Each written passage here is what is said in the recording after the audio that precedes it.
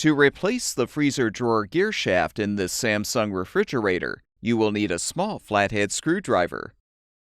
Before you begin the procedure, unplug the appliance's power cord. Open the freezer drawer and remove both baskets.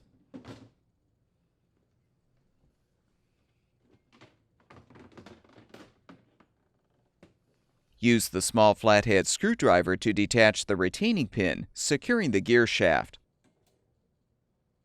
You can now slide the old gear shaft to the right to remove.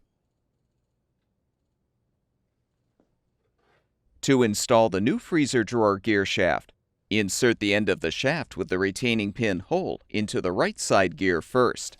Then insert the opposite end of the shaft into the left side gear. Snap the retaining pin into place to secure the shaft. Replace the two baskets.